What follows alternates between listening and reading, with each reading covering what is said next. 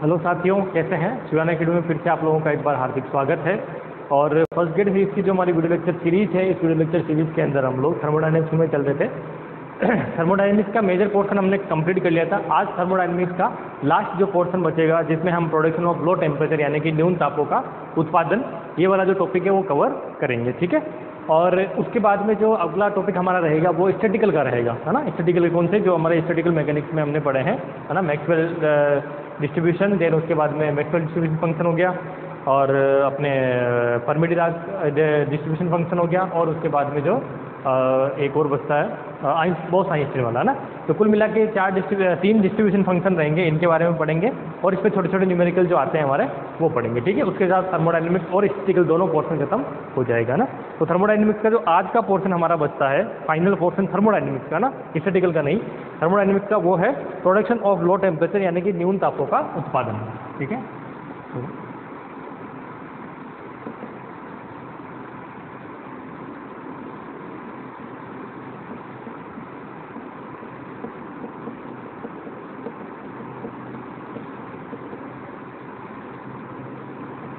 न्यून तापों का उत्पादन, प्रोडक्शन ऑफ लो टेम्परेचर, ठीक है। चलिए, तो इसमें जो सबसे इंपॉर्टेंट टॉपिक आता है आपके प्रोडक्शन ऑफ लो टेम्परेचर में, वो है जूल थॉमसन इफेक्ट, है ना। जूल थॉमसन इफेक्ट इसलिए इंपॉर्टेंट है कि उसके अंदर आप कोई भी एग्जाम उठा के देख लीजिए, अगर इससे कोई क्वेश्चन बनता है तो सिर्फ और सिर्फ जूल थॉमसन इफेक्ट से जो है वो क्वेश्चन बनता है, ठीक है। और जूल थॉमसन इफेक्ट को मैं पूरा आपको अच्छे से क्या क्या क्वेश्चन उसमें से बनते हैं वो सब मैं यहाँ पे आपको करवाने वाला हूँ विद डेरिवेशन। थोड़ा बहुत डेरिवेशन का भी पार्ट में लूँगा, कंप्लीट तो नहीं लूँगा, लेकिन कुछ कुछ जो डेरिवेशन का पार्ट है वो भी मैं यहाँ पे लूँगा, है ना। कि उसमें क्या चीज़ कॉन्स्टेंट रहती है, क्या उसका गुणांक निकलता है, उस गुणांक के साथ में आदर्श गैस के साथ में क्या उसका वैल्यू आएगी, देन उसके बाद रियल गैस जिसे वांडरवाल गैस कहते हैं उसके साथ क्या वैल्यू आएगी, ये सारी चीज़ें जो है हम लोग लेने वाले हैं, ठीक है। चलिए, तो स्टार्ट करते हैं। हमारा मेन टॉपिक जो है वो है जूल थॉमसन इफेक्ट। एक सेकेंड,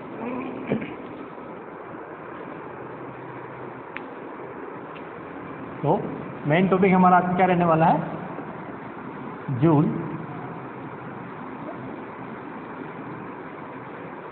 जूल थॉमसन एक्सपेरिमेंट कर लेते हैं, ठीक है। जूल थॉमसन प्रयोग, ठीक है। जूल थॉमसन प्रयोग या जूल थॉमसन एक्सपेरिमेंट, है ना। अब जूल थॉमसन एक्सपेरिमेंट में जो सबसे इंपॉर्टेंट चीज़ क्या आती है, इनका सबसे पहले नियम क्या था। तो जूल थॉमसन ने ये कहा था कि कोई भी जो गैस है ना, उस गैस को अगर आप लिक्विड में बनाना चाहते हैं या उसका टेम्परेचर कम करना चाहते हैं, भाई टेम्परेचर कम करोगे तो क्या होगा, लिक्विड बनेगी। आप क्या करते हैं, किसी भी जब गैस का है टेम्परेचर धीरे धीरे कम करते हैं, तो धीरे धीरे कम करते हैं तो उससे क्या होती है, अवस्था परिवर्तन, फेज ट्रांजिशन। जब फेज ट्रांजिशन होता है तो किस में कन्वर्ट होती है, लिक्विड में कन्वर्ट होती है, फिर लिक्विड से किस में जाती है, ठोस में जाती है, ठीक है। इसी में जो है हीलियम गैस एक ऐसी गैस होती है, चलो हीलियम के बारे में पढ़ूंगा तो मैं आपको बताऊंगा, स्पेशल टाइप ऑफ है गैस वो, ठीक है। तो जैसे जैसे नॉर्मल केस में क्या होता है, आप टेम्परेचर कम करेंगे तो क्या होगा, उसमें पहले लिक्विड बनेगी गैस, और फिर लिक्विड से क्या बनेगी, सॉलिड बनेगी। CO2 का एग्जाम्पल ये सॉलिड जो CO2 होती है उसको हम यूज़ करते हैं, ना। चलिए, किसके अंदर, आग वाग बुझाने के अंदर, इन सब में, है ना, जो अग्निशामक यंत्र होते हैं उनमें कौन सी भरी रहती है, सॉलिड CO2 भरी रहती है। उसको फिर आप खोल के जब जलाते हैं तो क्या करती है, वहाँ पे CO2 जो है ऑक्सीजन में कमी कर देती है, जिससे आग बुझ जाती है, ना। ये काम हमने किया हुआ भी है, देखते हैं मतलब किया हुआ तो क्या है। अब उसके साथ साथ जो है ये जूल थॉमसन ने ये कहा था कि कोई भी जो गैस है उसको अगर आप हाई प्रेशर यानी कि उच्च ताप से निम्न ताप यानी कि लो प्रेशर के अंदर आप क्या करते हैं, उसको एक्सपेंड होने देते हैं, उसको रिलीज होने देते हैं, है ना। जब वो वहाँ रिलीज होती है और वो क्या करना प्रोसेस, और ये अगर ये प्रोसेस क्या हो, रुद्धोष में यानी कि एडियाबेटिक हो, तो क्या होगा, उसका टेम्परेचर कम हो जाएगा, ठीक है। ये किसने कहा था, ये इनका नियम था जूल थॉमसन का, कि दिमाग में क्या रखना, हाई टेम्परेचर से लो टेम्परेचर में गैस को रिलीज करते हैं, एक्सपेंड करते हैं, और ये एक्सपेंड करते समय जो प्रक्रम होगा, जो आपका प्रोसेस होगा, वो कौन सा होगा, एडियाबेटिक यानी कि रुद्धोष में। रुद्धोष में मतलब क्या हुआ, ना तो बाहर से उष्मा ले सकते हैं, ना ही उष्मा बाहर दे सकते हैं, तो क्या होगा, तो होगा अल्टीमेटली ये कि जब वो एक्सपेंड होगी तो क्या करना पड़ेगा, वर्क करना पड़ेगा। अब वर्क जब करेंगे, ठीक है, एक्सपेंड होगी, वर्क करेंगे, तो उष्मा तो उसके पास बाहर से ले ही नहीं सकता। तो जब बाहर से ले नहीं सकता, भाई जैसे क्या है, मॉलिक्यूल्स पास है, उनमें इंटरमोलिकुलर फोर्स है, जब वो दूर दूर जाएंगे तो उस फोर्स के विरुद्ध क्या करना पड़ेगा, उस फोर्स के विरुद्ध उस वर्क करना पड़ेगा, कार्य करना पड़ेगा दूर जाने में। तो कार्य करेंगे तो ऊर्जा कहाँ से लेंगे, उष्मा कहाँ से लेंगे, तो उष्मा क्या करेंगे, अपनी इंटरनल जो एनर्जी होगी उसको कम करेंगे। तो जैसे इंटरनल एनर्जी कम, उसका मतलब टेम्परेचर क्या हो जाएगा, उसका कम हो जाएगा। ये बेसिकली जो है इसका सिद्धांत है, किसका, जूल थॉमसन, है ना। और इसमें करते क्या है, अब इसके लिए क्या करते हैं, पोरस प्लग का यूज़ करते हैं। पोरस प्लग मतलब एक आपने पिस्टन से मैं अगर डायग्राम बनाना चाहूँ तो डायग्राम बना सकते हैं, इसका कोई बहुत बड़ी बात नहीं है। ये इस तरह से एक चेंबर है जिसमें आपने क्या कर रखा है, हाई प्रेशर पे गैस को ले रखा है, पिस्टन लगा रखा है। पिस्टन में हाई प्रेशर में आपने क्या कर रखा है, गैस को ले रखा है। अब यहाँ से क्या करते हैं, पहले तो ये इस तरह से बना देता हूँ मैं डायग्राम।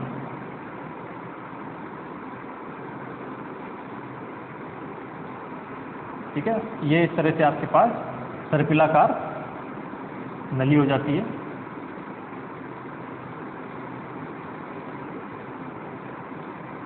ठीक है, सर्पिलाकार क्या हो गई, नली हो गई। ठीक है, फिर ये नली जो है वो इस तरह से यू आकार की नलियों में बदल जाती है।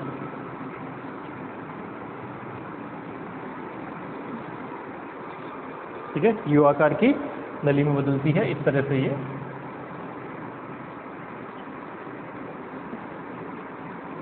ठीक है, आगे पे एक उसके बाद में क्या है, उसके बाद जो है यहाँ पे अगर हम देखें तो पोर्टल लगा के हम दो संपर्कन बनाना चाहते हैं ना, तो ऐसे पोर्टल लगा के और ये कुछ इस तरह से प्लग लगाते हैं हम लोग, है ना।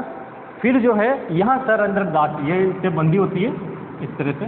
तो यहाँ क्या होता है, ये सर अंदर डार्ट से जो है हम लोग इसमें, सर अंदर डार्ट का मतलब पोरस प्लग, जिसमें बहुत ज़्यादा महीन छिद्र है, उससे वो क्या करती है, पास होती है। ठीक है, और ये क्या है, थर्मामीटर। अच्छा, ये थर्मामीटर T1 और T2 ये टेम्परेचर मेजरमेंट के लिए है, थर्मामीटर T1 और T2। इसके अंदर क्या करते हैं,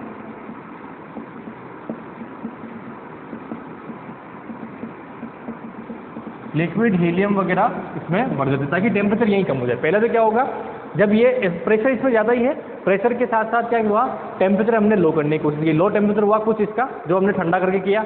उसके बाद यहाँ पे मेन जो जूल थॉमसन इफेक्ट हो रहा है वो क्या हो रहा है, यहाँ पे इस पोरस प्लग में। ठीक है, यहाँ हम रुई वुई लगा के थोड़ा कॉटन वॉटर लगा देते हैं, जिससे क्या होगा, बाहर से कोई गैस नहीं ले पाए, है ना। अब क्या होगा, यहाँ से जो है, अच्छा एक मैनोमीटर भी यूज़ कर लेते हैं। मैनोमीटर इसलिए ताकि अपने को प्रेशर का पता चल जाए, इसका पता चल जाए प्रेशर का, कि इसका प्रेशर ऑलरेडी मतलब इसमें कितना प्रेशर जो है वो है ना। ये मैनोमीटर यूज़ कर लिया हमने, इसको मैनोमीटर M से लेते हैं। ठीक है, ये इस तरह का सेटअप जो होता है किसका होता है, जूल थॉमसन का होता है ना। नॉर्मली यहाँ पे अपन हीलियम की बात कर सकते हैं, या फिर क्या कर सकते हैं, कूल जो अपने पास वाटर होता है वो भी ले लेते हैं, है ना। कूल वाटर मतलब बहुत ठंडा वाटर ले सकते हैं। ठीक है, यहाँ पे क्या है, अपने गैस भर रखी है। ठीक है, हाई प्रेशर पे, किस पे है, हाई प्रेशर पे। इस हाई प्रेशर पे गैस है, उसको हम क्या करते हैं, यहाँ पे नली की सहायता से पहले थोड़ा ठंडा कर लेते हैं। फिर यहाँ पे क्या करते हैं, इस पोरस प्लग में, पोरस प्लग यानी कि सेर अंदर डार्ट से क्या करते हैं, उसको गैस को बाहर रिलीज करते हैं। ठीक है, अब यहाँ प्रेशर ज़्यादा था, यहाँ प्रेशर क्योंकि वातावरण के संपर्क में आ रही है ना, तो क्या हुआ, प्रेशर कम हुआ। तो प्रेशर कम हुआ तो इसका मतलब क्या होगा, वो अब चारों तरफ कॉटन वगैरह से लपेट रखा है, सब कुछ कर रखा है। तो इसका मतलब क्या हुआ, इसका मतलब ये हुआ कि बाहर से जो उष्मा है, यानी कि जो वो नहीं ले पाएगी, जो बाहर से उष्मा नहीं ले पाएगी, क्या करेगी, अपनी इंटरनल एनर्जी को क्या करेगी, खर्च करेगी। जब इंटरनल एनर्जी यानी कि आंतरिक ऊर्जा खर्च होगी तो टेम्परेचर क्या हो जाएगा, उसका लो हो जाएगा। ठीक है, ये जो पूरा सेटअप है ये किसने दिया था, जूल थॉमसन एक्सपेरिमेंट का सेटअप है। और ये प्रभाव जो होता है जिससे कि टेम्परेचर कम होता है, इफेक्ट जो है, इसे क्या बोलते हैं, जूल थॉमसन इफेक्ट बोलते हैं। ठीक है, तो ये तो सबसे पहले आप इसमें दिमाग में रखेंगे जूल थॉमसन एक्सपेरिमेंट के बारे में। ठीक है, अब इम्पोर्टेंट चीज़ क्या है, देखो इम्पोर्टेंट चीज़ है, एक न्यूमेरिकल क्वेश्चन, एक जो सीधा क्वेश्चन एक बार मैंने देखा था, शायद 2015 वाले उसमें आया था या फिर 18 वाले में आया था। ठीक है, वो क्वेश्चन क्या आया था कि जूल थॉमसन जो प्रभाव है या जूल थॉमसन जो प्रयोग है, उस प्रयोग के अंदर जो है क्या है, कौन सी भौतिक राशि जो है वो नियत रहती है, कौन सी भौतिक राशि क्या रहती है, नियत रहती है ना। तो इसका मतलब which physical quantity is constant, which physical quantity remain constant in Joule Thomson experiment. ठीक है, कौन सी रहती है, तो आप देखिए मैंने अभी आपको क्या कहा था, मैंने कहा था बाहर से ना तो उष्मा ले सकती है ना उष्मा दे सकती है। ठीक है, तो क्या हुआ, जो इंटरनल एनर्जी है उसकी वजह से वर्क हो रहा है। तो इसका मतलब क्या हुआ कि पहले इसकी इंटरनल एनर्जी कुछ थी U1, यहाँ कुछ वर्क हो रहा था। अब क्या हो रहा है, फिर से इंटरनल एनर्जी यहाँ जब इसने रिलीज हो गई है तो क्या हुआ, कुछ वर्क।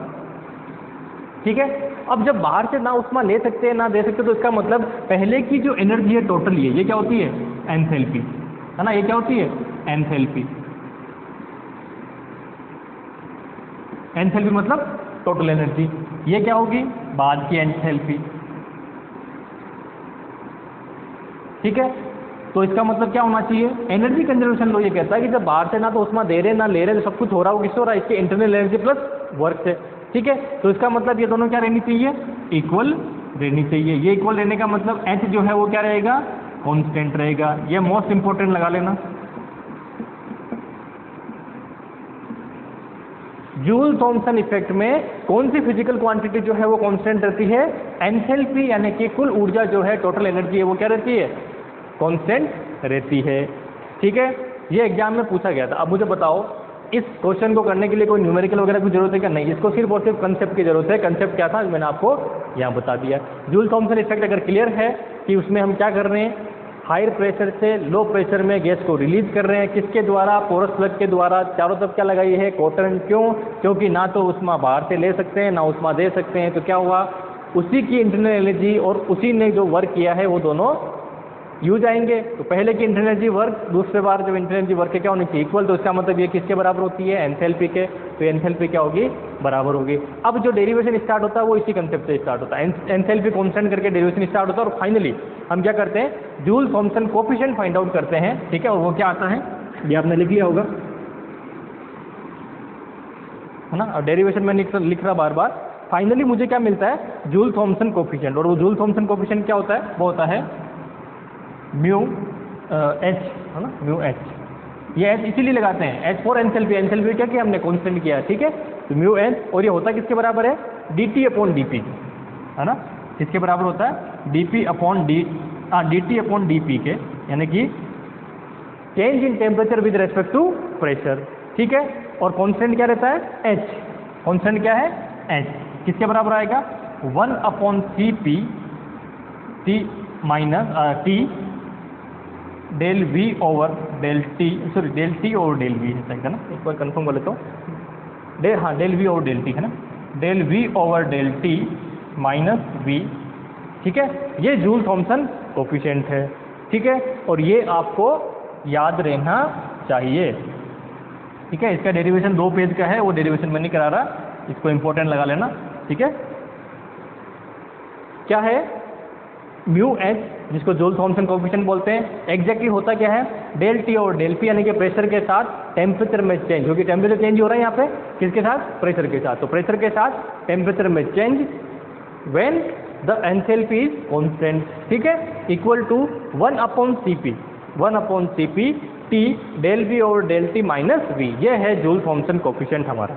ठीक है, ये क्या है, जूल थॉमसन को। अच्छा, एक चीज़ यहाँ, ये प्रेशर कांस्टेंट करके निकाला गया है, ये चीज़ थोड़ा भूलना नहीं है ना। प्रेशर क्या है इसके अंदर, कांस्टेंट। ठीक है, ये कोएफिशिएंट आपको याद होना चाहिए। अब मैं क्या करता हूँ, यहाँ पे जो हमारे पास आदर्श गैस है उसके लिए कोएफिशिएंट निकालता हूँ। ठीक है, ये कोएफिशिएंट क्या करता हूँ, आदर्श गैस के लिए निकालते हैं। तो कि आइडियल गैस के लिए इसकी वैल्यू कितनी आती है। तो आइडियल गैस के लिए क्या होता है इक्वेशन, PV बराबर RT। मैं सिर्फ n इक्वल टू 1 मोल के लिए सोल्व कर रहा हूँ। तो PV बराबर RT जो है वो हमारी इक्वेशन हो गई। अब क्या निकालना मुझे, इसको मुझे जब म्यू एच फाइंड आउट करना है तो मुझे क्या चाहिए, डेल वी और डेल टी की वैल्यू चाहिए। तो डेल वी और डेल टी मैं वहाँ से फाइंड आउट करता हूँ। ठीक है, एट कॉन्स्टेंट P, है ना। तो एट कॉन्स्टेंट P तो ये क्या बन जाएगा, इधर से देखिए V के डेल वी और डेल, हाँ T के रेस्पेक्ट में इसको डिफरेंशिएट करना है। तो P constant del V over del T at P constant is equal to R। तो del V over del T at constant P is equal to R upon P।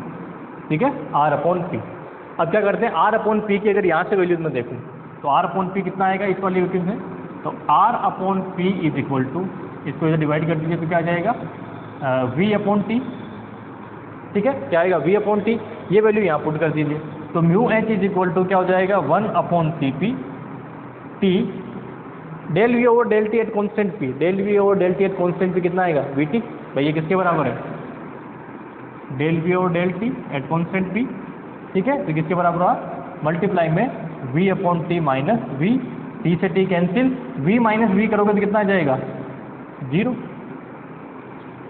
ठीक है, most important कि जो आपकी ideal gas है उस ideal gas के लिए जूल थॉमसन कोएफिशिएंट की वैल्यू कितनी आएगी, उस आइडियल गैस के लिए जूल थॉमसन कोएफिशिएंट की वैल्यू जो है वो आएगी 0।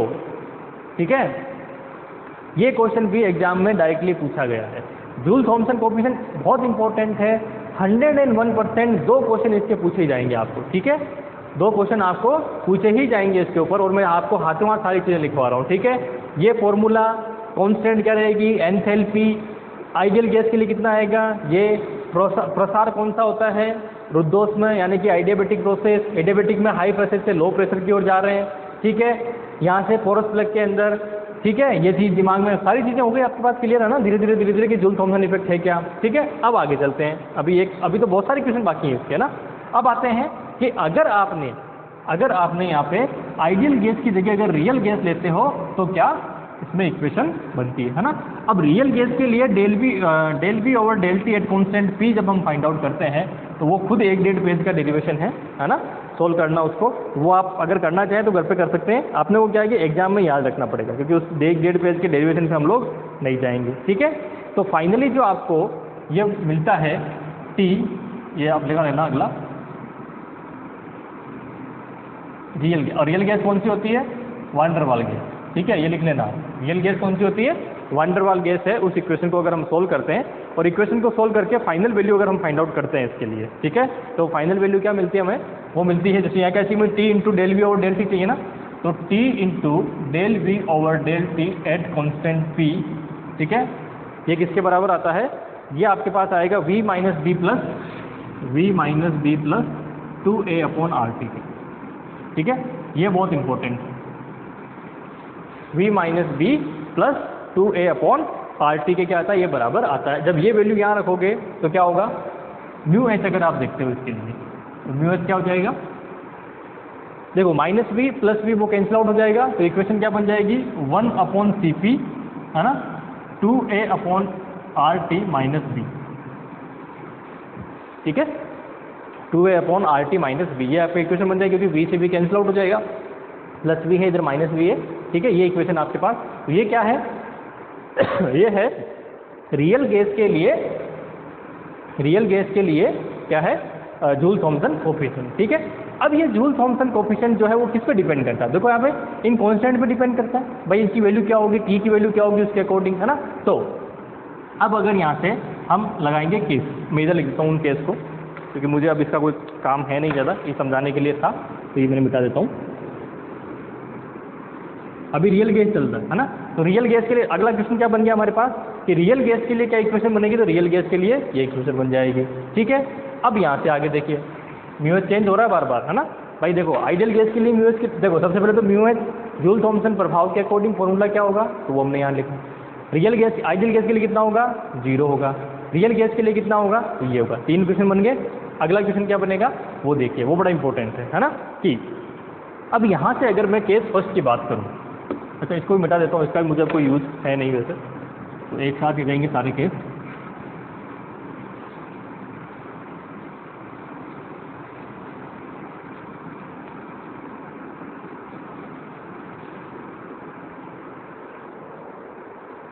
केस फर्स्ट देखिए, यहाँ से सब कुछ किस पे डिपेंड कर रहा है, म्यू एच जो है वो पॉजिटिव आएगा, नेगेटिव आएगा, 0 आएगा, उसके अकॉर्डिंग सारी चीज़ें चेंज हो रही है ना। तो यहाँ से देखिए आप, ये जो अंदर का हमारा पार्ट है, इस पार्ट पे सब कुछ डिपेंड कर रहा है। तो अगर मान लीजिए 2a अपॉन आर बी, ठीक है, 2a upon R be greater than T, ये टी का मतलब क्या है, टी का मतलब किस टेम्परेचर पे आप उसको बदलना चाह रहे हो। जैसे अभी मान लो मैं एक्सपेरिमेंट रूम टेम्परेचर पे कर रहा हूँ, ठीक है, रूम टेम्परेचर पे कर रहा हूँ, तो रूम टेम्परेचर कितना है ना, वो यहाँ टेम्परेचर है अपना, ठीक है। तो अगर मान लीजिए किसी भी गैस के लिए, कोई गैस अगर आप लेते हो तो ए बी क्या है कांस्टेंट, आर क्या है कांस्टेंट, उस गैस के लिए ए भी कांस्टेंट है। ए बी ऑलवेज कांस्टेंट नहीं है, किसी गैस स्पेशल गैस के लिए ए बी क्या होता है, कांस्टेंट होता है ना भाई। आर तो ऑलवेज कांस्टेंट, यूनिवर्सल कांस्टेंट है, आर की वैल्यू फिक्स हो गई। ए बी की जो वैल्यू है वो गैस पे डिपेंड करती है कि आप कौन सी गैस ले रहे हो, उसके अकॉर्डिंग अलग अलग इसकी वैल्यू आती है, ठीक है। तो ये जो वैल्यू है, तो इसका मतलब क्या होगा, अगर 2a upon R B T से बड़ा है तो इसका मतलब जूल थॉमसन जो कोफिशिएंट है आपका म्यू एच, वो क्या रहेगा, पॉजिटिव रहेगा। देख सकते हैं आप उसे, है ना, ये पॉजिटिव रहेगा। अगर ये पॉजिटिव, भाई इसको क्या करोगे, मान लीजिए मैं इधर रखता हूँ तो 2a अपॉन आर टी, इसको 0 के बराबर रख के इसको सोल्व करने की कोशिश करता हूँ, तो क्या आएगा, b इक्वल टू टी, है ना। अब अगर ये ग्रेटर देन है तो इसका मतलब क्या होगा, ये ग्रेटर देन होने का मतलब म्यू एच क्या रहेगा, ग्रेटर देन रहेगा। अब म्यू एच अगर ग्रेटर देन जीरो है ना, म्यू एच अगर ग्रेटर देन जीरो है तो इसका मतलब क्या हुआ, इसका मतलब ये हुआ कि ये आएगा पॉजिटिव। म्यू एच पॉजिटिव होने का मतलब क्या हुआ कि गैस को अगर जूल थॉमसन प्रोसेस से निकालते हो तो वो क्या होगा, उसका टेम्परेचर लो हो जाएगा। ठीक है, तो इसका मतलब क्या है, इसका मतलब है टेम्परेचर ऑफ गैस बिकम लो। ठीक है, टेम्परेचर ऑफ बिकम लो, इसका मतलब क्या है, जो गैस है वो क्या हो जाएगी, या इसको मैं डायरेक्ट लिखूं तो कूलिंग इफेक्ट से होगा, ऐसे लिख सकते हैं, क्या होगा, कूलिंग इफेक्ट से होगा। इससे क्या होगा कि इफेक्ट क्या होगा, कूलिंग इफेक्ट, ऐसे कर सकता हूं।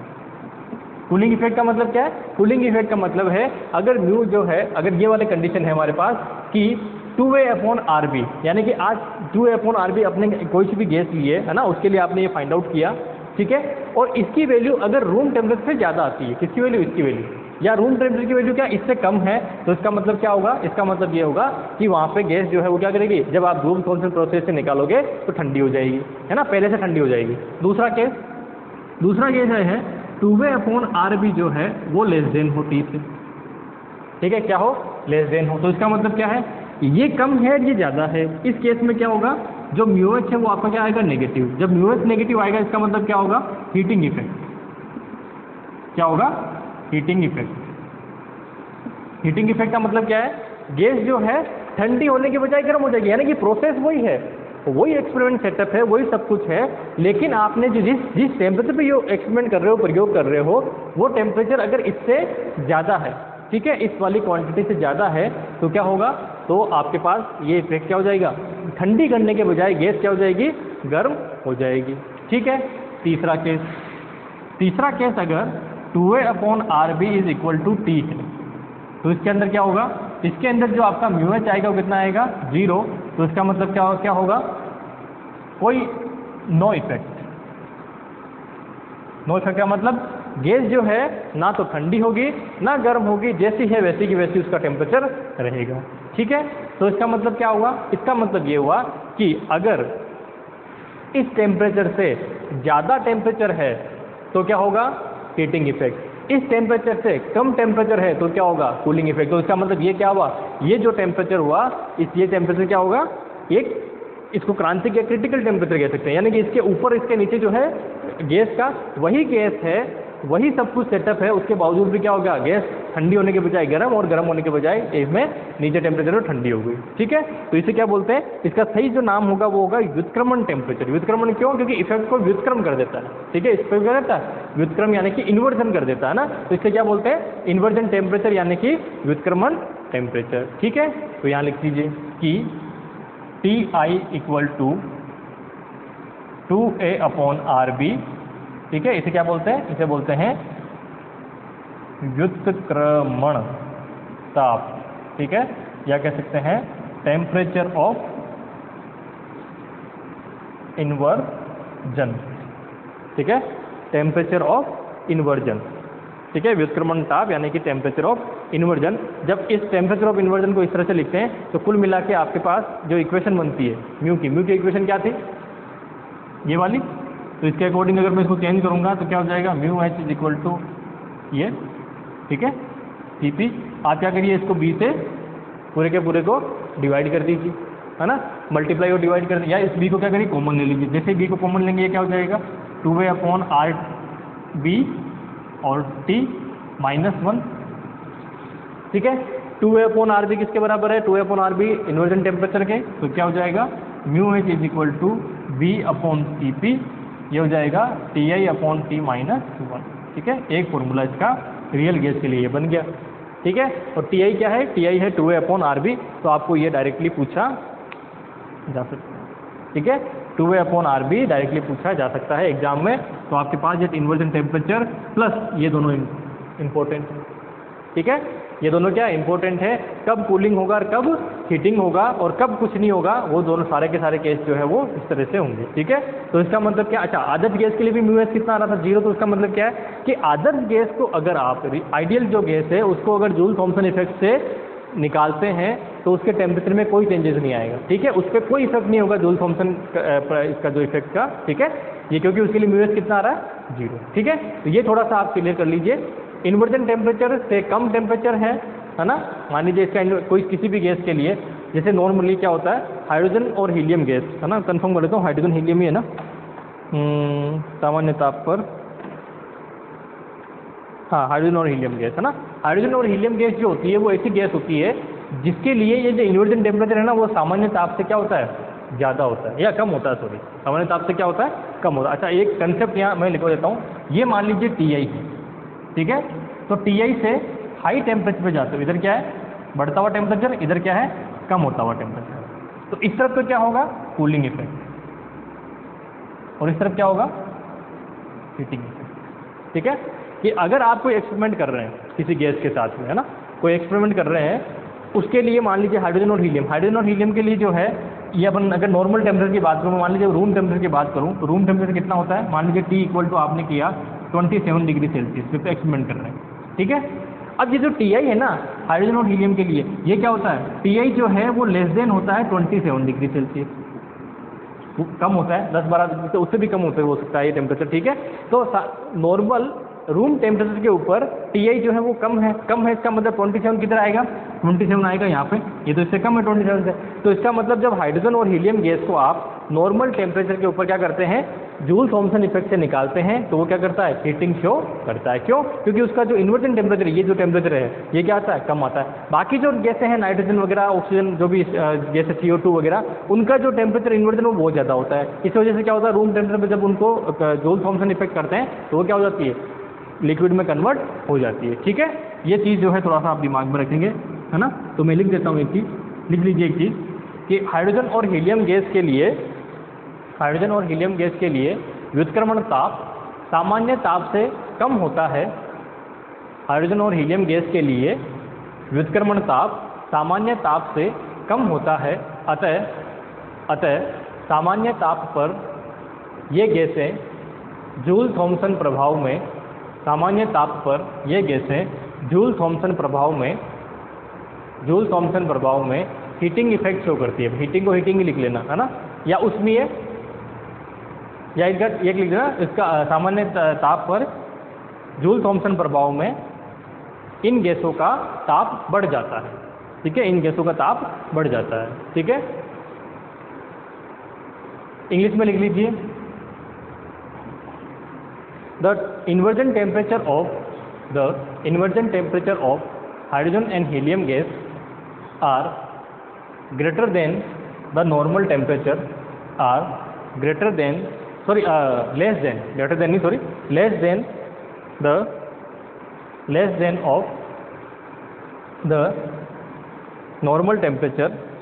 less than of the normal temperature, so these gases are show heating effect in Joule Thomson experiment at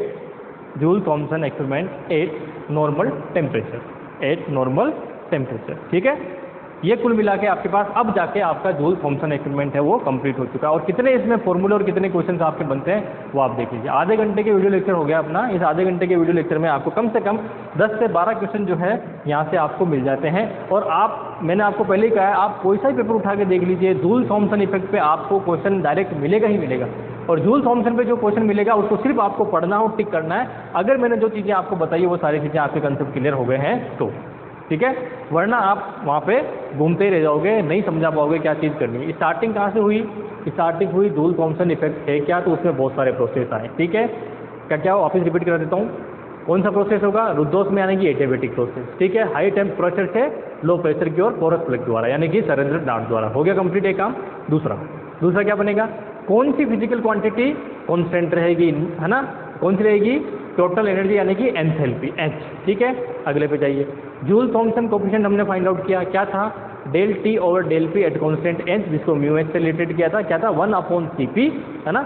1/Cp T del V over del T, है ना, माइनस V, ये हो गया। फिर रियल गैस के लिए फाइंड आउट किया, μH कितना आया? 0 आने का मतलब क्या है कि जब क्वेश्चन ऐसे बना सकते हैं, जब आदर्श गैस, देखो μH इक्वल टू 0 डायरेक्ट पूछ सकते हैं, या क्वेश्चन ऐसे बना सकते हैं कि अगर आदर्श गैस को, है ना, अगर आदर्श गैस को जूल थॉमसन प्रभाव से निकाला जाए तो वो हो जाएगी गर्म, ठंडी, कोई प्रभाव नहीं, उपरोक्त सभी। तो क्या होगा? उस पर कोई प्रभाव नहीं होगा। ठीक है, अगला फिर आ जाते हैं रियल गैस पे। तो रियल गैस के लिए जूल थॉमसन इफेक्ट डायरेक्टली पूछा जा सकता है। क्या फॉर्मूला बनेगा? एक तो ये वाला बनेगा, ठीक है, कि μh equal to 1/Cp 2a/RT minus B, ठीक है। फिर आगे इन्वर्जन टेम्परेचर, इन्वर्जन टेम्परेचर के ये क्या होता है इन्वर्जन टेम्परेचर 2a/RB, ठीक है। 2a/RB इन्वर्जन टेम्परेचर क्यों बोलते हैं? क्योंकि इस टेम्परेचर से नीचे अगर टेम्परेचर पर प्रयोग करते हो तो गैस क्या देगी? Cooling effect. इस टेम्परेचर से ज़्यादा टेम्परेचर पर अगर आप एक्सपेरिमेंट करते हो तो क्या देगी? हीटिंग इफेक्ट देगी, ठीक है। ये हो गया। चलिए, ये वैल्यू आपको पूछ जा सकती है 2a/RB इन्वर्जन टेम्परेचर यानी कि यूथेरोन टेम्परेचर, उसकी फॉर्म में अगर आपको जूल थॉमसन इफेक्ट पूछ ले तो आपको ये इसमें μh इस तरह से लिखना है, ठीक है। ये किसके लिए है? रियल गैस के लिए, ठीक है। तो कुल मिला के ये हमारा टोटल मिला के जूल थॉमसन इफेक्ट है वो कंप्लीट हो गया। अच्छा हाँ, फिर वो अगला मैंने वगैरह करा हाइड्रोजन और हीलियम गैस दिमाग में रखना। हाइड्रोजन और हीलियम गैस जो है वो नॉर्मल टेम्परेचर पे क्या होता है? हीटिंग इफेक्ट शो करती है, क्योंकि उनका इन्वर्जन टेम्परेचर जो है वो नॉर्मल टेम्परेचर से कम होता है, यानी कि लेस देन होता है, ठीक है। चलिए ठीक है, अब आ जाते हैं आगे। एक ये रीजनरेटिव कूलिंग का भी मैंने एक बार देखा था क्वेश्चन, है ना, वो भी आ गया था, तो उसका छोटा सा फॉर्मूला वो मैं लिख देता हूँ। उसके बाद में हमारा ये न्यून टेम्परेचर वाला जो है ये कंप्लीट हो जाएगा। जूल थॉमसन इफेक्ट पे कोई न्यूमेरिकल की आप आशा मत करिए, ये आपके थ्योरेटिकल क्वेश्चन ही आपको पूछा जाएगा, है ना। जितने मैंने लिखवाए हैं डायरेक्ट क्वेश्चन या फिर थ्योरेटिकल क्वेश्चन। न्यूमेरिकल जो है इस पर जो मैं अगला जो आपको लिख रहा हूँ रीजनरेटिव कूलिंग, उसके ऊपर ज़रूर पूछा जा सकता है। पूछा गया था इसलिए मैं लिख रहा हूँ, तो पुराने टाइम में, और बहुत सिंपल सा था, लेकिन क्या है कि जब बिल्कुल ही कुछ अंदाजा नहीं हो तो उस क्वेश्चन को हम लोग नहीं कर पा सकते। रीजनरेटिव कूलिंग को हिंदी में बोलते हैं पुनर्निवेशी शीतलन, है ना।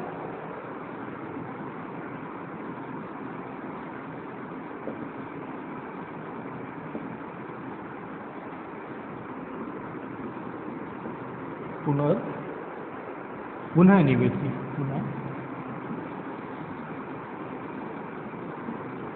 पुनर्निवेशी मतलब सेम वही प्रोसेस है, वही पोरस प्रोसेस से वही इसको ठंडा करते हैं। ठंडा करके क्या होगा, जो गैस लिक्विड बन गई उसको बाहर निकाल, मतलब ले लिया, बाकी गैस को वापस भेज दिया।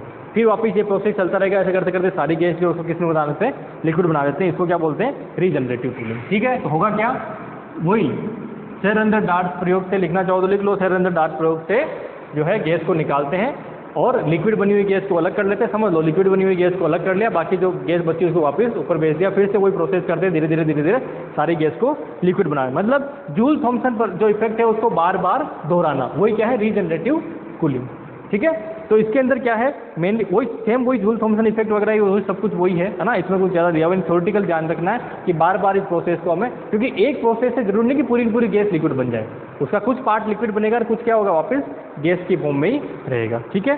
तो अगर इनिशियल जो एंथैल्पी है गैस की, है ना, लिक्विड बनने से पहले, तो इनिशियल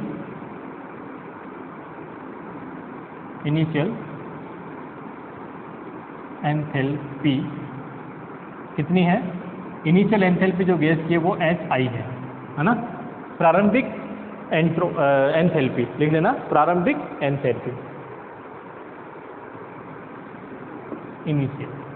इनिशियल एंथैल्पी ये हो गई। अब क्या होता है, ठीक है, ये किसके लिए लिखा है? 1 यूनिट या यूनिट गैस के लिए, 4 यूनिट गैस, ठीक है। तो कितनी है? 1 ग्राम गैस है मान लीजिए, उसके लिए हम ये लिखते हैं। तो अब क्या होगा, अब उसमें से क्या हुआ, X जो गैस है, X ग्राम जो गैस है वो क्या हो गई? कन्वर्ट हो गई लिक्विड में, ठीक है। एक बार जब हमने प्रोसेस किया तो X ग्राम क्या है? कन्वर्टेड लिक्विड गैस, ठीक है, कन्वर्टेड लिक्विड गैस। वो कितनी है? X ग्राम। तो बची हुई कितनी है? अब इसकी जो एंथैल्पी है वो कितनी है? वो मान लीजिए इसकी जो है वही लिख देते हैं। इसकी जो एंथैल्पी है वो है HL, क्योंकि लिक्विड में कन्वर्ट होगी तो कितनी होगी? ये इसकी एंथैल्पी होगी,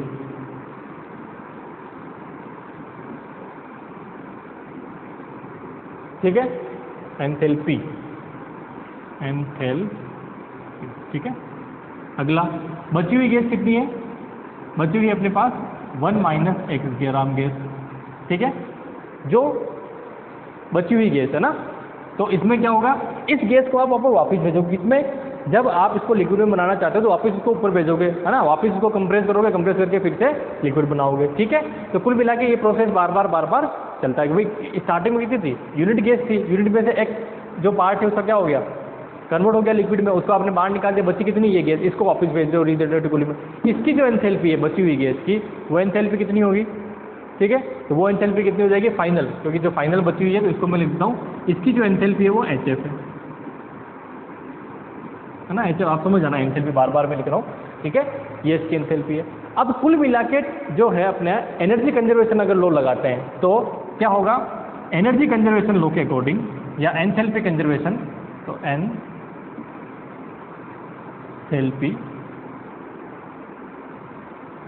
कंजर्वेशन लो मान लीजिए, है ना, तो उसके अकॉर्डिंग क्या होगा, ये जो है HI इक्वल होगा किसके, इनिशियल, इन दोनों फाइनल है, तो इसमें क्या हो जाएगा X into HL plus 1 minus X into HL, ठीक है। यहाँ मैंने क्यों नहीं किया, क्योंकि 1 है, 1 को तो लिखने से कोई मतलब ही नहीं है। तो कुल मिला के क्या है, इससे हम X फाइंड आउट करना चाहते हैं, क्या, कितनी लिक्विड जो है भाई एंथैल्पी दे देंगे तो कितनी पार्ट है वो क्या हो जाएगा उसमें कन्वर्ट हो जाएगा। तो क्या करो आप इसको इस तरह से लिख लीजिए, XL plus HF minus X, ठीक है। X की वैल्यू फाइंड आउट करनी है, तो जो कॉमन आ रहा है उसको कॉमन, और जो कॉमन वो है उसको उसमें लिख लीजिए, ठीक है। तो पहले तो इसको इधर भेज दीजिए, या इन दोनों को इधर ले आते हैं, तो ये हो जाएगा हमारे पास HI minus HF is equal to XL minus HF, ठीक है। अब X फाइंड आउट करना है, तो X is equal to HI minus HF divided by HL minus HF। ये जो फॉर्मूला है इस फॉर्मूले पे क्वेश्चन दिया हुआ था, इस फॉर्मूले पे क्वेश्चन जो है वो दिया हुआ था, इसको इंपॉर्टेंट लगाना रीजनरेटिव कूलिंग के लिए, ठीक है। ये तीनों चीज़ें जो है दे दी थी, HI HF और HL तीनों चीज़ें दे दी थी, और पूछा था कि गैस का कितना % पार्ट है जो कितना पार्ट है वो क्या होगा लिक्विड बन जाएगा, यानी कि X फाइंड आउट करना था, सिंपल सा था, ठीक है। तो रीजनरेटिव कूलिंग में आपको ये फॉर्मूला जो है एक एक्स्ट्रा फॉर्मूला है, क्योंकि ये क्वेश्चन पहले पूछा गया था इसलिए मैंने दे दिया है। बाकी जूल थॉमसन से आगे वैसे बढ़ते नहीं है, फिर भी क्योंकि पिछला आया हुआ तो पिछले को हमें करना ही है, तो हम जो ये कर लेते हैं, ठीक है। इसके अलावा और भी प्रोसेस है, मान लीजिए कुछ ये जो अपने रीजनरेटिव कूलिंग और इन सबसे अगर हम यूज़ करते हैं तो अपन कुल मिला के जो है वो 0.2 केल्विन तक ही जा पाते हैं, इससे आगे जो है टेम्परेचर को न्यून नहीं कर पाते हैं, ठीक है। तो हम लोग क्या करते हैं कि चुंबकन विचुंबकन वाला जो डायमैग्नेटिक जो प्रोसेस है, मैग्नेटिक फोर्स फील्ड लगा के फिर उसको हटाना करना, उस वाले प्रोसेस से भी क्या करते हैं टेम्परेचर कम करते हैं, जिससे कि हम लोग क्या है 0.002 तक 0.002 केल्विन तक जा सकते हैं। अभी भी देखो एग्जैक्ट 0 केल्विन पर नहीं गए, मैंने आपको पहले ही कहा 0 केल्विन कभी नहीं जा सकते, आप 0 के आसपास जा सकते हो, एग्जैक्टली 0 केल्विन जाना नामुमकिन है, क्योंकि वो आदर्श या परम ताप है, परम ताप पे हम लोग कभी नहीं जा सकते, परम शून्य ताप है, परम ताप भी नहीं। परम ताप का मतलब तो आप क्या करो, किसी भी चीज़ को केल्विन में लिख दो तो उसको परम ताप बोल देते हैं ना, एब्सोल्यूट टेम्परेचर, एब्सोल्यूट 0 पे कभी हम लोग नहीं जा सकते, ठीक है। वो मैं नहीं लिखवा रहा, उसका ना आपसे पूछा जाता है ना आपके आएगा एग्जाम में। तो अभी तक जो है आपके पास न्यून तापों के उत्पादन में सबसे इंपॉर्टेंट जूल थॉमसन और पुनर्निवेशित शीतलन यानी कि रीजनरेटिव कूलिंग, ये बहुत है, ये दोनों चीज़ें आप देख लेना, है ना। अच्छा, इसका अगर आप क्वेश्चन भी देखना चाहें तो मैं आपको क्वेश्चन भी करवा देता हूँ, एक बड़ा सिंपल सा क्वेश्चन है।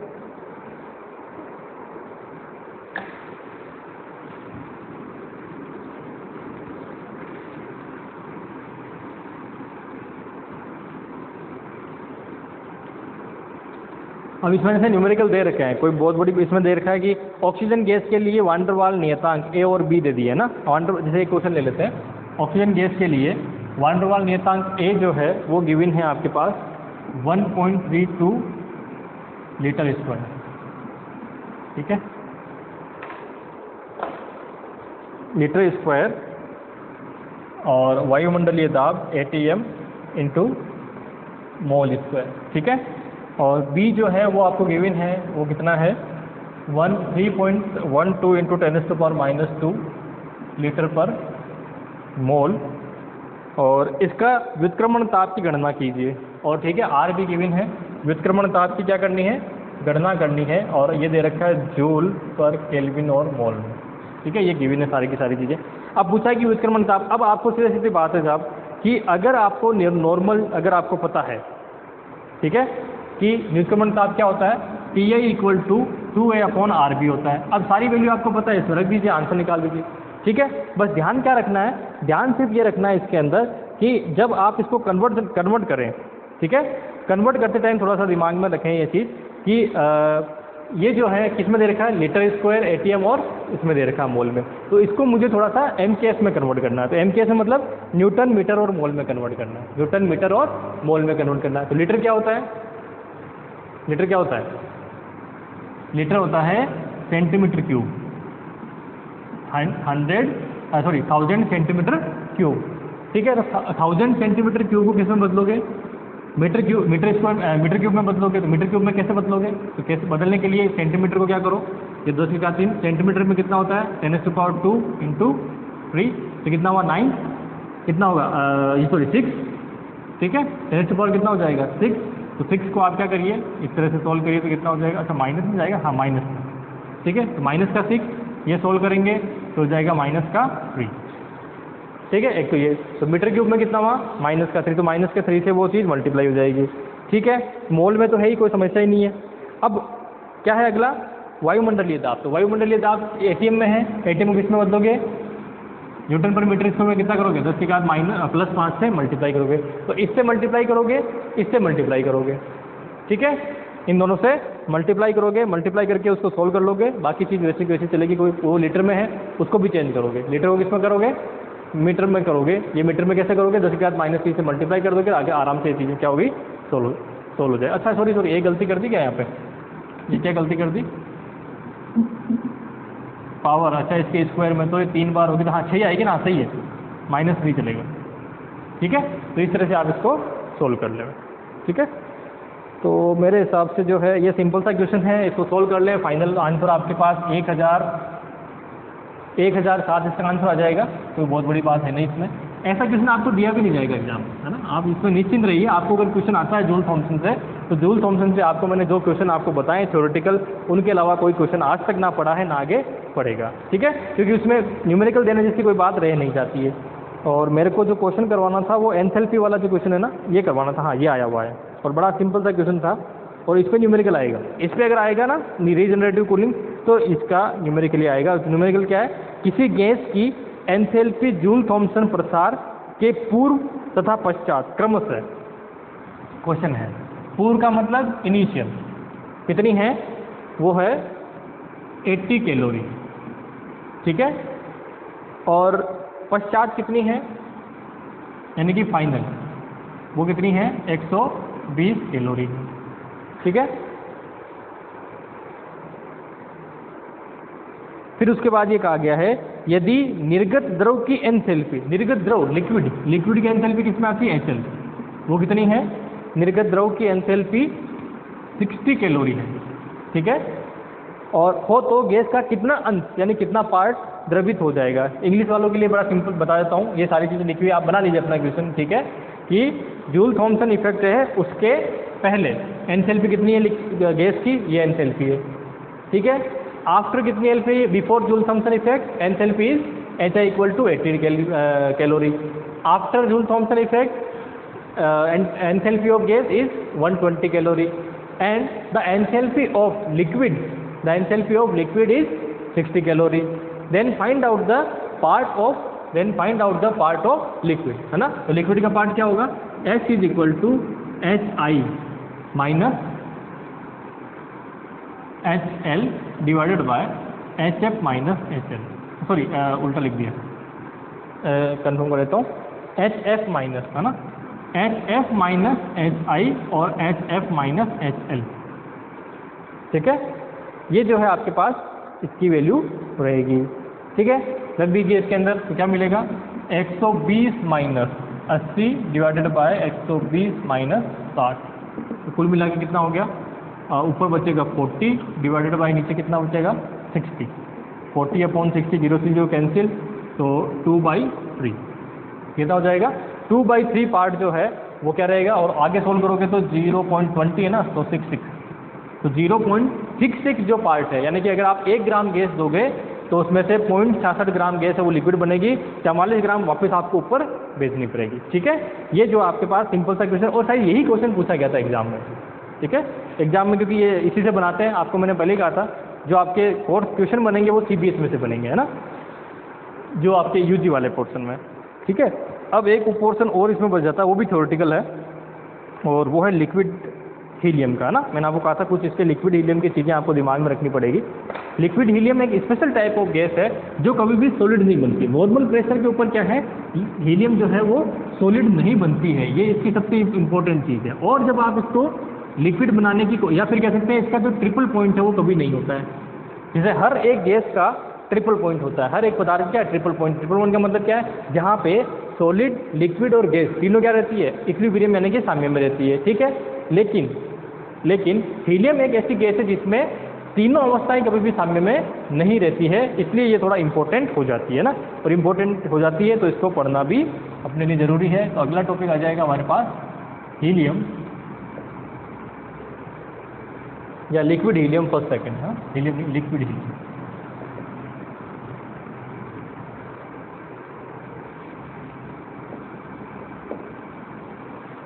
Liquid helium first and second. अब ये फर्स्ट एंड सेकंड का मतलब क्या है, यानी कि ये सिर्फ हीलियम गैस ही ऐसी है, हीलियम फर्स्ट और हीलियम, यानी कि हीलियम गैस ही ऐसी है जब लिक्विड होती है तो उसकी दो तरह की लिक्विड बनता है। एक ही गैस का दो तरह का लिक्विड बनता है, जबकि बाकी गैसों में क्या है, सिर्फ सिंपल जो लिक्विड होता है वैसा सेम लिक्विड बनता है। इसके अंदर जो लिक्विड फर्स्ट है वो एक नॉर्मल लिक्विड की तरह बिहेव करता है, लेकिन जो लिक्विड सेकंड है वो एक अनॉर्मल लिक्विड की तरह काम करता है। यानी कि जो लिक्विड की जो भी प्रॉपर्टी होती है उसके उल्टा सब कुछ उसमें होता है। लिक्विड की जो भी प्रॉपर्टी होती है उसका उल्टा किस में होता है, इस वाली में होता है। ठीक है, और ये कब होता है, किस टेम्परेचर पे, अगर आप टेम्परेचर की बात करें, ठीक है, तो एक ग्राफ, सब कुछ ग्राफ में है, एक ग्राफ बनाने पड़ेंगे आपको। प्रेशर और टेम्परेचर में अगर ग्राफ बनाते हैं लिक्विड हीलियम के लिए, ठीक है, प्रेशर और टेम्परेचर में ग्राफ बनाते हैं तो किस तरह का ग्राफ आता है, तो इस तरह का इसका ग्राफ मिलेगा आपको।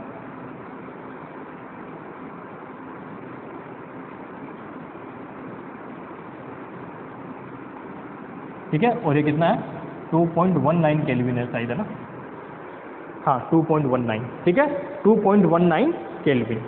ये क्या है, इसके यहाँ पे ये है वाष्प यानी कि वेपर। ठीक है, बीच में क्या है, बीच में है लिक्विड यानी कि द्रव, और ये क्या है हमारे पास, गैसीय अवस्था यानी कि, ठीक है, ये क्या है, गैसीय अवस्था यानी कि गैस हो गया। अब ये जो टेम्परेचर है, आप ध्यान रखना, ये मोस्ट इंपॉर्टेंट हो जाता है आपके लिए। कितना, T = 2.19 केल्विन। जैसे ही जब आप लिक्विड जो हीलियम है उस हीलियम गैस को ठंडा करते हैं, धीरे धीरे टेम्परेचर कम करते हैं, कम करते करते ये जो है इस तरफ, इस लैम्डा लाइन, इसको बोलते हैं लैम्डा रेखा यानी कि लैम्डा लाइन। ये जो पॉइंट है वो क्या है, लैम्डा पॉइंट। ठीक है, ये क्या है, लैम्डा पॉइंट। अब आप इसको एक तो पहले ग्राफ को समझिए। ग्राफ में क्या कह रहा है, PVT ग्राफ, जब आप PVT ग्राफ बनाते हैं तो गैस यहाँ है, लिक्विड यहाँ है और वाष्प यहाँ है। नॉर्मली जब आप किसी भी गैस के लिए, है ना, द्रव के लिए अगर आप बनाते हैं वो इस तरह से, तो कुछ इस तरह के ग्राफ बनते हैं। ठीक है, ये मान लीजिए कौन सा है, सॉलिड है, ठोस, ये मान लीजिए गैस है। ठीक है, ये ठोस है, ये द्रव है। तो इसका मतलब ये जो पॉइंट होता है जिसे हम क्या बोलते हैं, ट्रिपल पॉइंट। ठीक है, इसे क्या बोलते हैं, ट्रिपल पॉइंट। ये जो ट्रिपल पॉइंट पे तीनों जो है वो क्या रहती है, एक दूसरे के साम्य में रहती है। ठीक है, लेकिन इसमें ऐसा कहीं नहीं, क्योंकि ये जो पॉइंट है ये आपस में नहीं मिल रहे। गैस का पॉइंट सिर्फ लिक्विड से मिल रहा है, लिक्विड जो है वो वाष्प यानी कि वेपर से मिल रही है, इसके अलावा कोई जो है उसे नहीं। अच्छा, ऊपर वाले मैंने थोड़ा वाष्प, ये ठोस लिख लेना, सॉलिड, ठोस यानी कि सॉलिड, क्योंकि ये दो जगह लिख दिया मैंने, गैस है ना, ये ऊपर वाला रहेगा सॉलिड। ठीक है, तो जो है सॉलिड और जो वाष्प है इसमें कोई आपस में साम्य नहीं है, ये एक दूसरे से नहीं मिलते हैं, तो इसका मतलब इसका कोई ट्रिपल पॉइंट नहीं होगा। ठीक है, इसका कोई ट्रिपल पॉइंट नहीं होगा। ये जो गैस इस लैम्डा लाइन की इस तरफ है इसे हीलियम फर्स्ट बोलते हैं, और इधर वाली गैस को क्या बोलते हैं, हीलियम सेकंड बोलते हैं। और ये हीलियम सेकंड जो है वो बहुत इंपॉर्टेंट हो जाती है, क्योंकि जैसे ही आप इस हीलियम सेकंड पे आ जाते हैं, यानी कि 2.19 केल्विन टेम्परेचर से नीचे टेम्परेचर पे हीलियम को ले आते हैं, तो वो एक अनॉर्मल लिक्विड की तरह बिहेव करती है। ठीक है, और वो अनॉर्मल लिक्विड कैसा होता है उसकी मैं सारी की सारी चीज़ें वो फिर से डायग्राम से आपको समझाने वाला हूँ। ठीक है, इसमें सिर्फ ग्राफ और ग्राफ बनाऊंगा, ठीक है, ग्राफ की सारी चीज़ें समझनी है हमें, ठीक है। ये ग्राफ समझ में आ गया। ये टेम्परेचर जो है वो इम्पोर्टेंट है। किसके ऊपर लिक्विड गैस है जो सेकेंड टाइप में बदलती है, तो कौन से में बदलती है? नॉर्मल जो सिचुएशन आती है वो T = 2.19, ये एग्जाम में डायरेक्ट पूछा गया था और बहुत से एग्जाम में, बहुत से एंट्रेंस एग्जाम में पूछा गया है, बहुत से आपके आरपीसी के एग्जाम में पूछा गया है, ठीक है, जिसमें फिजिक्स आती है उसके अंदर, ठीक है। और भी जो है कॉलेज, इवन कॉलेज एजुकेशन वाले एग्जाम में भी ये क्वेश्चन जो है, पहले जब पिछली बार वाला हुआ था उसके अंदर मुझे याद आ रहा है कि ये क्वेश्चन शायद लिक्विड हीलियम पे एक क्वेश्चन आया था, शायद वो यही टेम्परेचर वाला क्वेश्चन था कि 2.19 केल्विन टेम्परेचर है जिसपे अनॉर्मल जो है या हीलियम सेकंड में वो कन्वर्ट हो जाती है, ठीक है। और जैसे हीलियम सेकंड में कन्वर्ट होती है, यानी कि इस टेम्परेचर पे एक स्पेशल टाइप ऑफ कुछ इसके जो है वो रिजल्ट मिलते हैं, और रिजल्ट की बात अब मैं करता हूँ, है ना। चलिए,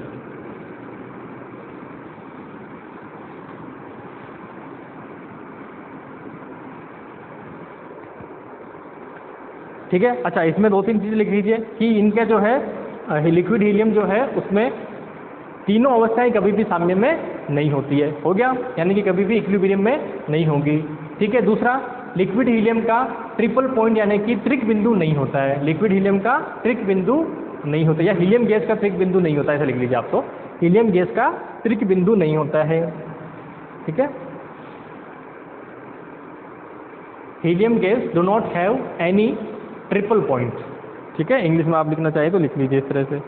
अब आ जाते हैं आगे कि डेंसिटी की अगर बात करूँ, अभी इसके प्रोसेस में है ना कि क्या एनॉर्मल क्या होता है उसकी बात है। सबसे पहले हम लेते हैं डेंसिटी, कि डेंसिटी में क्या इफेक्ट पड़ता है,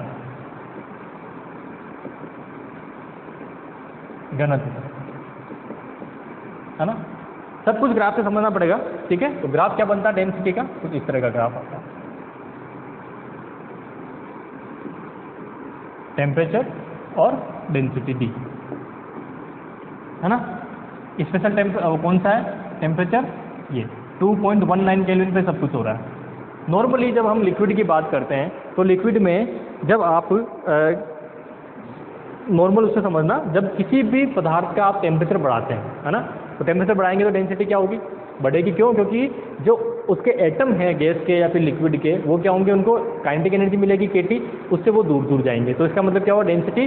तो टेम्परेचर बढ़ाने पर डेंसिटी बढ़ेगी, टेम्परेचर कम करने पर डेंसिटी कम होगी, ठीक है। तो ये इस तरफ वाला कौन सा है, हीलियम फर्स्ट, इस तरफ क्या है, हीलियम सेकेंड, इस लाइन पे। तो क्या होगा, इधर अगर आप जाओगे तो इस तरह से डेंसिटी, टेम्परेचर बढ़ाओगे डेंसिटी कम होगी, टेम्परेचर कम करोगे डेंसिटी बढ़ेगी। बढ़ते बढ़ते जैसे इस पॉइंट पे आओगे, इसके बाद क्या होगा, इसके बाद टेम्परेचर कम करने पे उल्टा डेंसिटी क्या होगी, कम हो जाएगी। भाई नॉर्मल प्रोसेस में क्या होना चाहिए, नॉर्मल प्रोसेस में ये होना चाहिए कि जब आप टेम्परेचर को बढ़ाते हैं तो डेंसिटी कम होगी, टेम्परेचर को घटाते हैं तो डेंसिटी, ये नॉर्मल केस है। लेकिन यहाँ क्या हो गया, जैसे इस पॉइंट तक सब कुछ नॉर्मल चल रहा था क्योंकि हीलियम फर्स्ट थी, लेकिन इसके बाद क्या बनी, लिक्विड हीलियम सेकेंड, तो क्या हो गया, डेंसिटी एकदम से कम होने लगी, ठीक है। तो ये है कि अनॉर्मल प्रभाव है कि नहीं। भाई टेम्परेचर कम कर रहे हैं तो पार्टिकल दूर जा रहे हैं, जबकि होना क्या चाहिए, पार्टिकल पास आने चाहिए, ठीक है। चलिए, फर्स्ट केस हो गया। सेकंड केस है स्पेसिफिक हीट,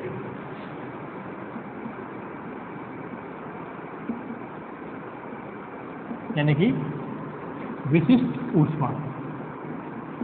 यानी कि विशिष्ट ऊष्मा का मतलब क्या है कि वो हीट का या ऊष्मा का वो पार्ट, जिस पार्ट से अगर हम उस सब्सटेंस को देते हैं तो उसका टेम्परेचर 1 डिग्री केल्विन या 1 डिग्री सेल्सियस जो है वो राइज हो जाना चाहिए, ठीक है। इस केस में क्या होगा, तो आप देखिए विशिष्ट ऊष्मा का जैसे ही हम बनाते हैं ग्राफ टेम्परेचर और टी में, तो ग्राफ कैसा आता है, ये वही टेम्परेचर हमें लेना पड़ेगा 2.19 केल्विन। इसमें क्या हो रहा है कि आप इस तरह से आओगे तो टेम्परेचर के साथ साथ क्या होगा, विशिष्ट ऊष्मा धीरे धीरे कम होगी, फिर जैसे इस पॉइंट पे जाओगे एकदम से बढ़ जाएगी और फिर वापस इस तरह से आ जाएगी, ठीक है। ये जबकि डिसकंटिन्यूटी आ गई, डिसकंटिन्यूटी कभी भी विशिष्ट ऊष्मा में नहीं होनी चाहिए लिक्विड, देखो यह डिसकंटिन्यूटी नहीं है, धीरे धीरे कम हो रही है, लेकिन एकदम से क्या हुआ, बढ़ के फिर वापस कम हो गई। ये किस केस में हुआ, लिक्विड हीलियम के केस में, ठीक है। यह है नॉर्मल प्रभाव। अगला शांता, थर्ड शांता, इंग्लिश में कहेंगे तो विस्कोसिटी। विस्कोसिटी का मतलब क्या है, द्रव कितने आराम से फ्लो कर सकता है ना, वो विस्कोसिटी की बात है। अगर विस्कोसिटी किसी की ज़्यादा है तो इसका मतलब क्या होगा, जैसे शहद है उसकी विस्कोसिटी क्या है, ज़्यादा। क्यों? क्योंकि उसके अंदर विस्कोस फोर्स यानी कि जो घर्षण बल है अंदर, है ना, परतों के बीच में, वो ज़्यादा होते हैं। मैंने आपको उस टाइम पढ़ाया भी था, है ना।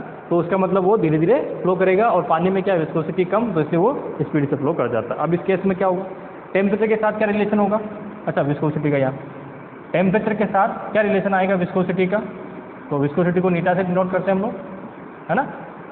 तो फिर से वही केस 2.19 केल्विन।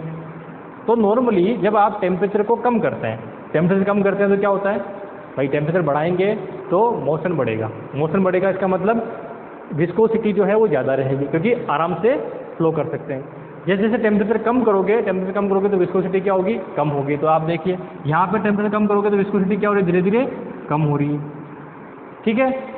लेकिन जैसे ही ये इसके इधर आएगी तो ये क्या हो जाएगा, एकदम से इसमें डाउन आएगा, फॉल, और इस तरह से चलेगी, ठीक है। ये विस्कोसिटी का केस रहा, ठीक है। ये कौन सी है, हीलियम सेकेंड, हीलियम फर्स्ट। ये ग्राफ आपसे पूछे जा सकते हैं, मैं इसलिए लिख पा रहा हूँ, ये ग्राफ आपसे पूछे जा सकते हैं, ठीक है।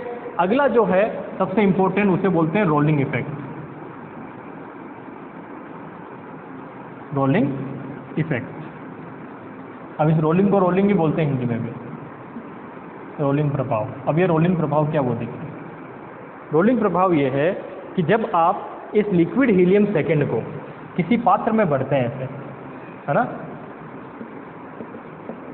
ये भरी हुई है लिक्विड हीलियम, इसमें से अगर मान लीजिए आप क्या करते हैं, एक जो है पात्र आपने भर के इसमें से निकाला ऐसे, ठीक है, तो क्या होगा, ये लिक्विड हीलियम ऐसे चढ़ेगी और ऐसे नीचे उतर जाएगी, ठीक है। अब इसको आपको समझ में नहीं आ रहा होगा इसको देखते हुए, लेकिन एग्जाम्पल लूँगा समझ में आ जाएगा। क्या, टीवी में जब हम लोग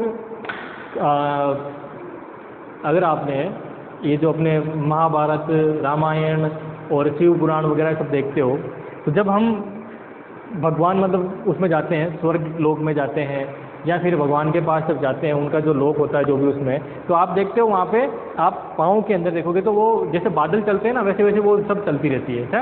आजकल टीवी जो अपने शो आते हैं, डांसिंग शो वगैरह, उसमें भी वो जो है पात्र में भरी रहती है कोई चीज़, और वो धीरे धीरे वो धुआं नीचे ऐसे निकलता रहता है ना, पात्र में से ऐसे नीचे निकलता रहता है, और वो ऐसे चलता रहता, बहता रहता है, ठीक है। वो क्या है, वो लिक्विड हीलियम, ठीक है। इसे बोलते हैं रोलिंग इफेक्ट। जब आप लिक्विड हीलियम को किसी पात्र में भरते हैं तो पात्र की दीवारों को ऊपर चढ़ के वापस नीचे उतर के इस तरह से फैलती रहती है, इसे हम क्या बोलते हैं, रोलिंग इफेक्ट। और ये कौन सी होती है, ये होती है हीलियम सेकेंड, ये होती है हीलियम सेकेंड। बाकी किसी में ऐसा नहीं होता इफेक्ट, ये सिर्फ किसमें होता है, हीलियम जो सेकेंड है उसके अंदर इफेक्ट होता है। इसे बोलते हैं रोलिंग इफेक्ट, यानी कि यहाँ से तो ऊपर चढ़ेगी, यहाँ से नीचे उतरेगी, ठीक है। इसे बोलते हैं हम लोग रोलिंग इफेक्ट, ठीक है।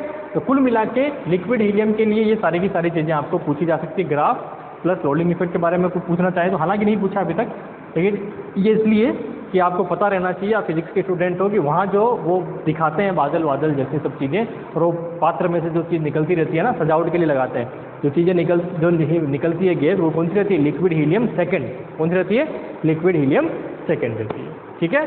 तो आज के लिए मेरे हिसाब से इतना ही काफ़ी है, काफ़ी कुछ हमने पढ़ लिया, घंटा पर हो गया है। थ्योरेटिकल सब कुछ था, न्यूमेरिकल कुछ ज़्यादा नहीं था, रीजनरेटिव कूलिंग के अलावा कोई न्यूमेरिकल नहीं था, ठीक है। तो आप उसको न्यूमेरिकल को देखिए, बाकी थ्योरेटिकल है, इसको बार बार रिवाइज कर लेना। मैंने आपको पहले, इससे पहले वाला वीडियो जो मैक्सवेल रिलेशन वाला वीडियो, वो प्लस ये दोनों जो वीडियो आपके 2 घंटे के वीडियो हैं, इन 2 घंटे के वीडियो में से आपको कम से कम जो है 8 से 10 नंबर मिलने के चांसेज हैं, है ना। और 8 से 10 नंबर मिलना बहुत बड़ी बात है सिर्फ 2 घंटे के अंदर, और 100% मिलेंगे आपको इसमें, है ना, ठीक है। तो आज के लिए इतना ही काफ़ी है, थैंक यू वेरी मच, फिर मिलते हैं कल।